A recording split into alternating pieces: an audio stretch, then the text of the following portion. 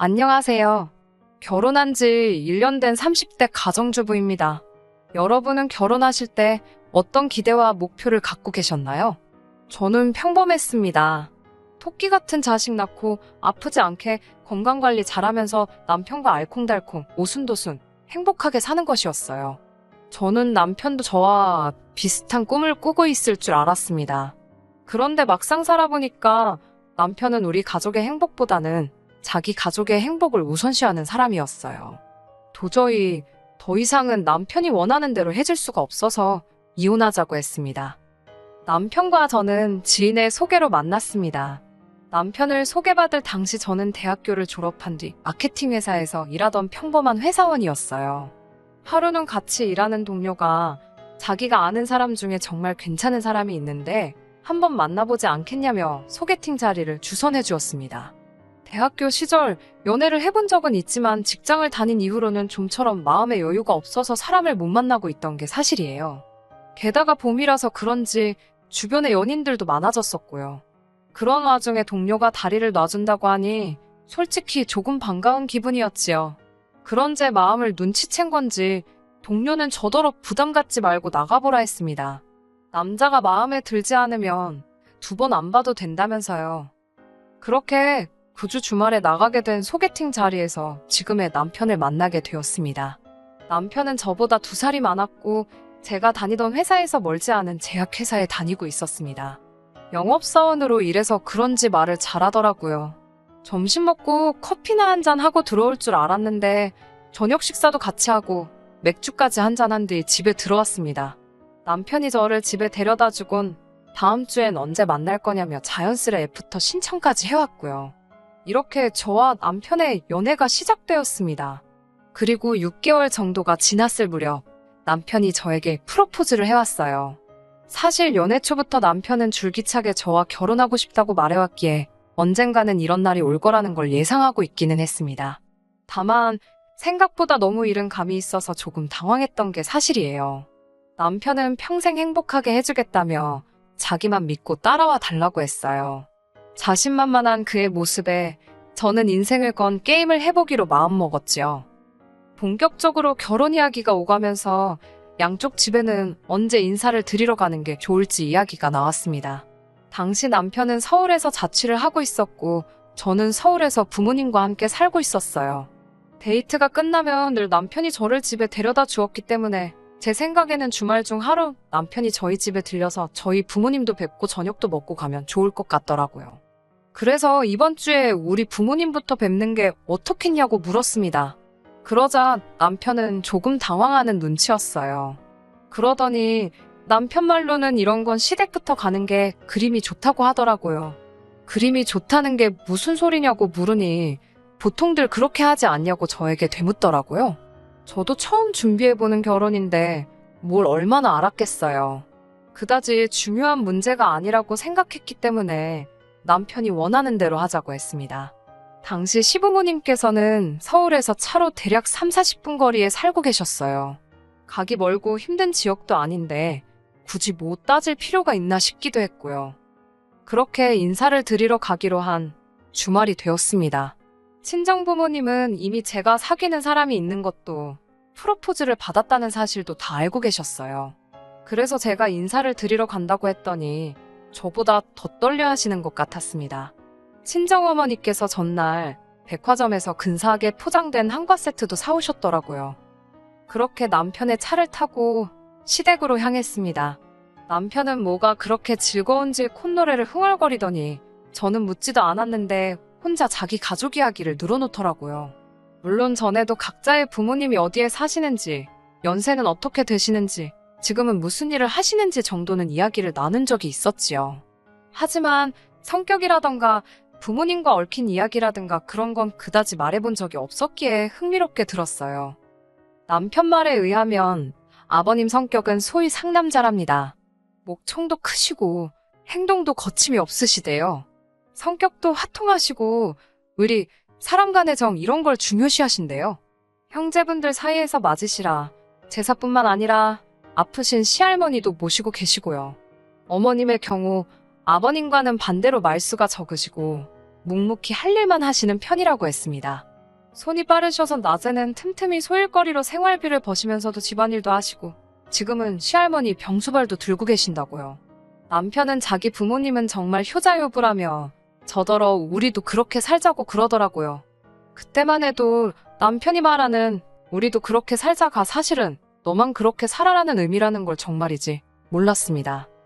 시부모님에 대한 이야기를 듣다 보니 어느새 도착을 했더라고요. 남편이 벨을 누르니 어머님께서 반가운 표정으로 저희를 맞이해 주셨습니다. 집에는 아버님 어머님뿐만 아니라 시할머니도 계셨습니다. 당시 83이셨던 시할머니는 폐암일기셨는데 뵙기에는 비교적 정정하신 모습이었습니다. 시할머니와 아버님은 소파에 앉아 계셨고 어머님은 부엌에서 식사 준비를 하고 계셨습니다. 저는 손님으로 간 자리였으니 시할머니 옆에 앉아 있었어요. 남편이 저를 슬쩍 부르더니 가서 어머님 좀 도와드리고 점수 좀 따는 게 어떠냐고 그러더라고요. 점수도 따야 되냐고 혹시 경쟁자가 있냐고 물었더니 남편이 잠깐 당황하는 눈치였어요. 경쟁자가 있는 것도 아니고 시험을 보는 것도 아닌데 왜 점수를 따냐고 다시 물으니까 그냥 잘 보이면 좋지 않냐고 그러더라고요. 그래서 제가 남편에게 그럼 자기도 우리 집에 인사 가면 우리 엄마가 음식할 때 도와줄 거냐고 물으니까 아무 말도 안 하더라고요. 솔직히 별 생각이 씨 한 말은 아니었는데 대답 없는 남편의 태도를 보니까 살짝 괘씸하더라고요. 좋은 마음으로 어머님을 도와드릴 수도 있었는데 갑자기 남편이 얄미워져서 안 도와드리고 식사 준비 다 될 때까지 시할머니 옆에서 말동무만 해드리고 있었습니다. 식사를 마치고 어머님께서 거실로 과일과 차를 내오셨습니다. 온 가족이 소파에 앉았는데 어머님만 바닥에 앉아서 과일을 깎으시더라고요. 남편이 그런 어머님께 저한테 시키라고 그러는 거예요. 제가 과일을 잘 깎는다면서요. 저는 깜짝 놀라서 무슨 소리를 하는 거냐는 표정으로 남편을 쳐다봤지요. 그랬더니 엄마도 좀 쉬어야 하지 않겠냐면서 저더러 깎으라고 그러는 거예요. 아니, 그러면 본인이 깎으면 되지. 왜 나한테 깎으라는 건가 싶더라고요. 그런데 그 순간 할머니께서 갑자기 사과 향이 맡기 싫으시다고 치우라고 하셨어요. 그래서 다행히 과일은 안 깎아도 되었지만 집으로 돌아오는 내내 아까 남편의 행동 때문인지 기분이 영 찜찜했어요. 자식이 부모님을 챙기는 건 당연한 거고 저도 이해할 수 있어요. 그런데 자꾸 저한테 이렇게 해달라, 저렇게 해달라 하는 게 솔직히 짜증나더라고요. 그래도 큰 탈 없이 상견례까지 하게 되었습니다. 시할머니를 모시고 나올 상황이 여의치 않아서 시댁 근처에 위치한 중식당에서 만나게 되었어요. 아버님께서는 마음이 급하셨는지 본론만 이야기하자고 하시면서 애들, 그러니까 저희가 결혼할 때 얼마나 해주실 수 있냐고 물어보시더라고요. 참고로 저희 부모님은 서울에서 한식당을 운영하고 계십니다. 증조 할머니 때부터 대를 이어온 식당으로 방송도 몇 번 탔고 단골 손님들도 많습니다. 자랑은 아니지만 장사가 잘 되는 편이에요. 이 사실을 시댁에서도 알고 계시고요.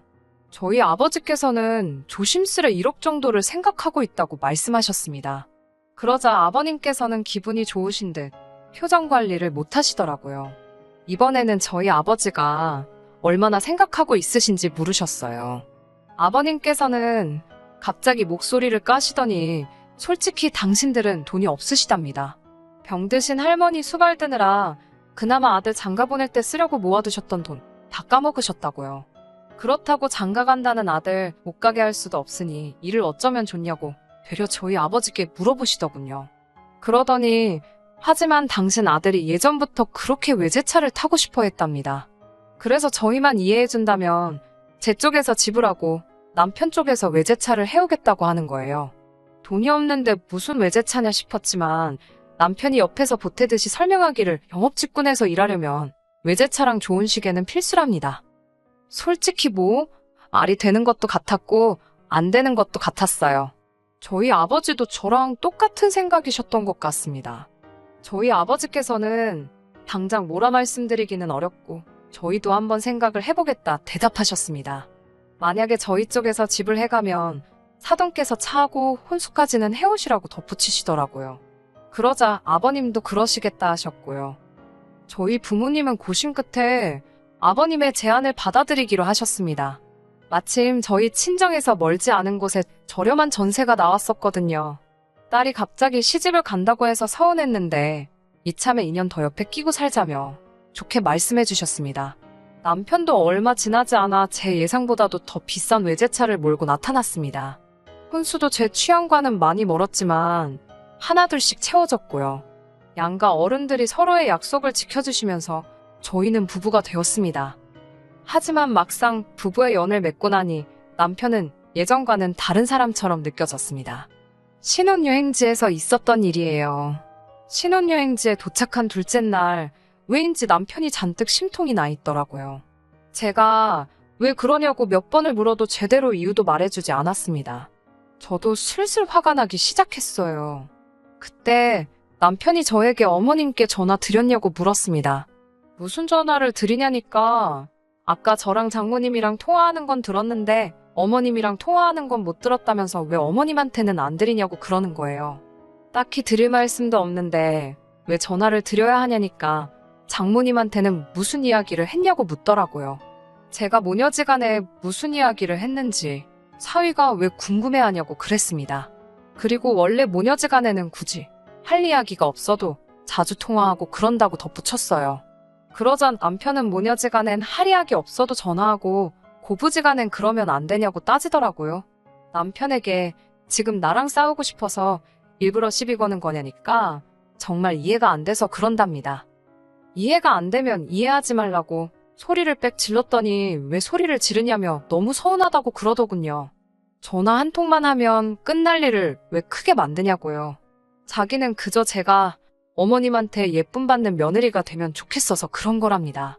그리고 어머님 입장에서도 며느리가 먼저 전화해주면 얼마나 기분이 좋겠냐고요. 그래서 아드님이 직접 하세요. 아무려면 아드님 전화가 좋지 생판남인 며느리가 좋겠습니까? 라고 잔뜩 비꼬아줬네요.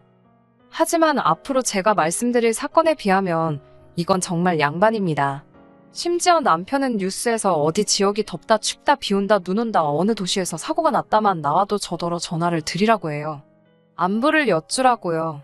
앞에서도 말씀드렸다시피 시댁은 서울에서 차로 30분 거리입니다. 제주도에 비가 많이 왔다고 어머님 안부를 물어야 할까요?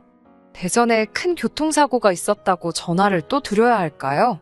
하지만 남편은 그게 다 며느리 도리랍니다. 제가 해야 어머님이 더 좋아하신대요.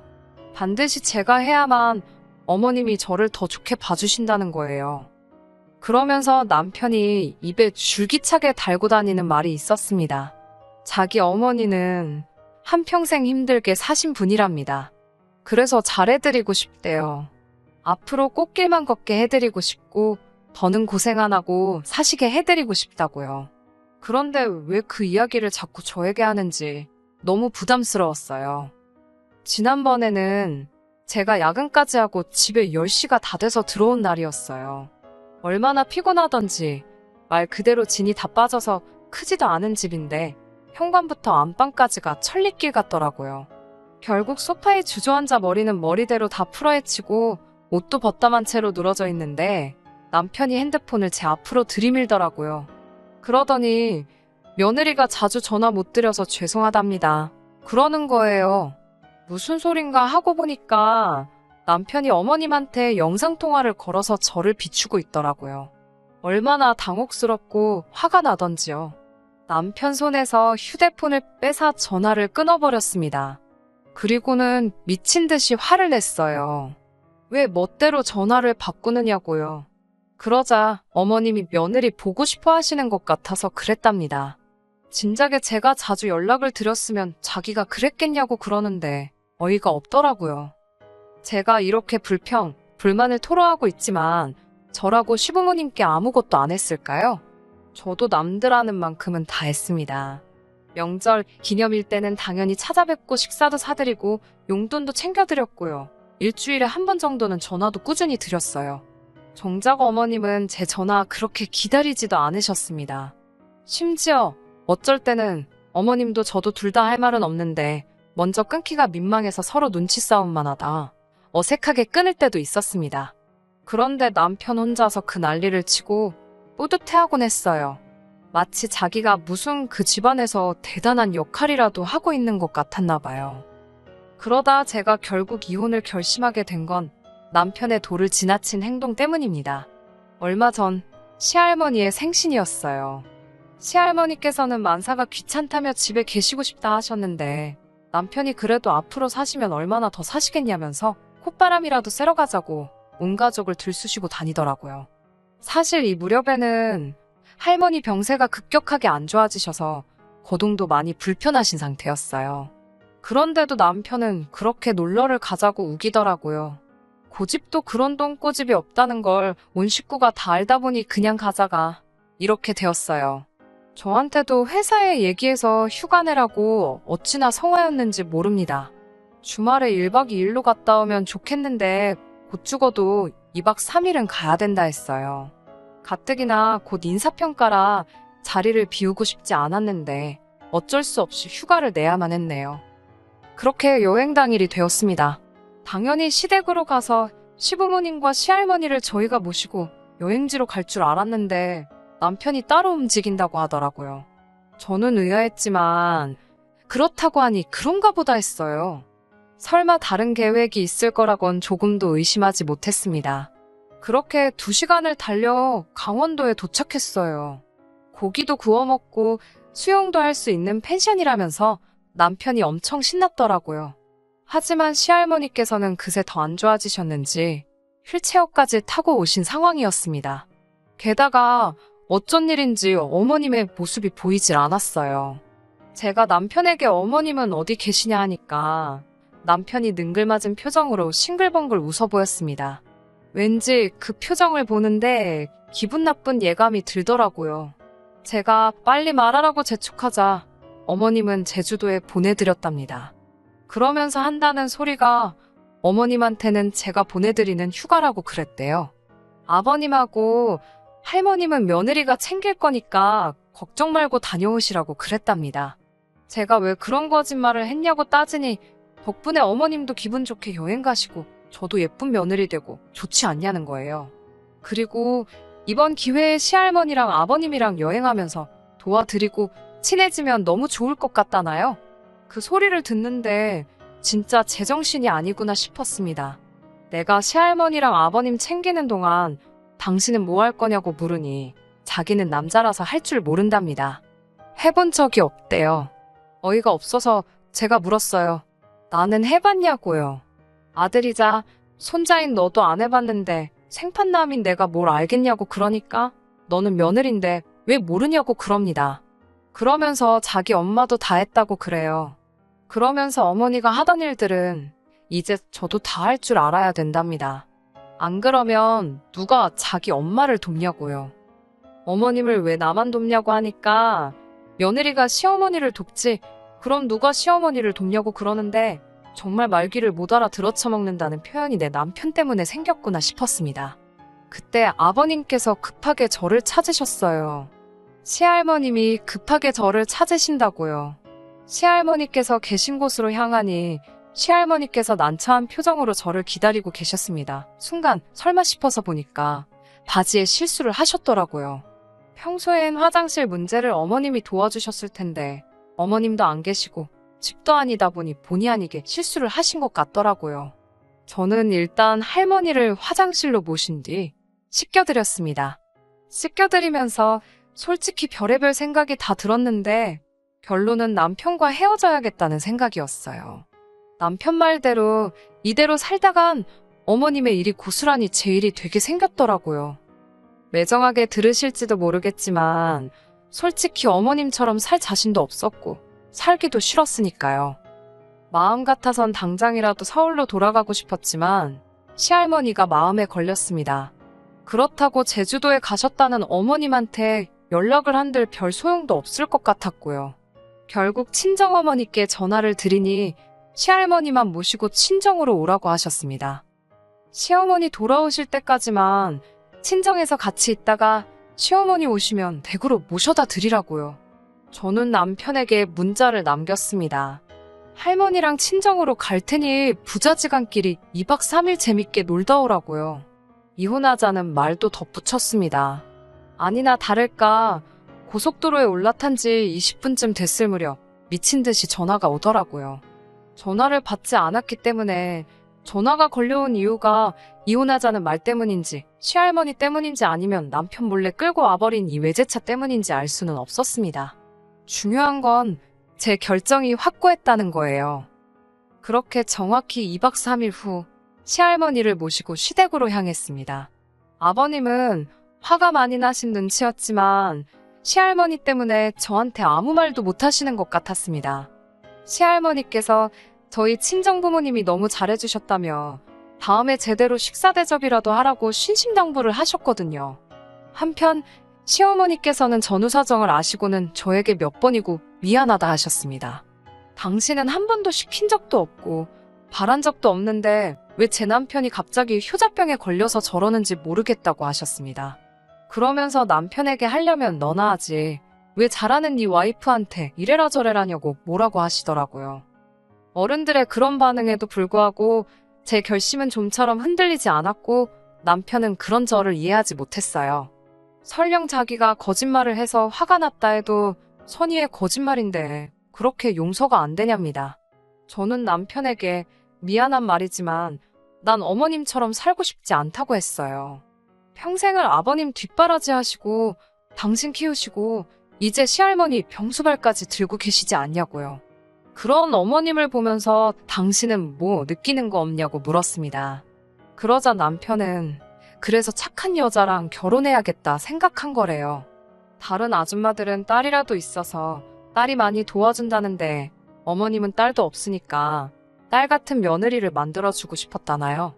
그 말을 듣는데 진짜 농담이 아니라 온몸에 소름이 쫙 끼치더라고요. 근데 그때 남편이 저더러 진짜 딸 같은 며느리 못하겠냐고 묻더라고요. 못한다고 소리를 질렀어요. 그렇게는 못 살아. 안 산다고. 그러자 남편이 한숨을 내쉬더니 그럼 헤어지자고 하더라고요. 자기가 찾던 여자가 아니랍니다. 대신 저 때문에 이혼하는 거니까 위자료는 못 준대요. 서로 가져왔던 거 그대로 가져가자길래 그것만 해도 어디냐 싶어 좋다고 깔끔하게 헤어지자고 했습니다. 바로 말씀드리면 시부모님이나 시할머니께서 충격이 너무 크실 것 같아 며칠 지난 뒤 어머님께 전화를 드렸습니다. 어머님께서는 이미 어느 정도 알고 계셨다면서 당신 아들 생각하면 잡고 싶으신데 같은 여자로서는 잡고 싶지 않으시다 하셨어요. 당신 인생을 돌이켜보니까 당신은 행복하셨지만 굳이 다른 사람에게 추천하고 싶진 않으시다며 웃으시더라고요. 저더러 잠깐이나마 가족이랑 귀한 인연으로 만나서 좋으셨다며 어디서든 잘 살려고 하셨습니다. 평소에 워낙에 말수가 없으신 어머님이셨는데 여러모로 많은 감정이 스쳐 지나갔습니다. 잠시나마 어쩌면 만약에 남편이 먼저 나대지만 않았으면 오히려 저와 어머님은 잘 지냈을지도 남편이 말한 딸 같은 며느리가 되었을지도 모르겠다는 생각이 들었네요. 남편과 저는 이제 완벽한 남남입니다. 서로 안부 같은 것도 묻지 않고요. 당연히 조금도 궁금하지도 않아요. 어찌나 피곤했던지 당분간은 새로운 인연을 만나는 건 엄두가 나지 않네요. 갑자기 뭐 연예인이 했던 말이 생각이 납니다. 단무지, 효도는 제발 셀프로 합시다. 끝까지 들어주셔서 감사합니다. 오늘의 사연은 여기까지입니다. 구독과 좋아요, 알람 설정 부탁드리고 더 좋은 사연으로 다시 찾아뵙겠습니다. 감사합니다.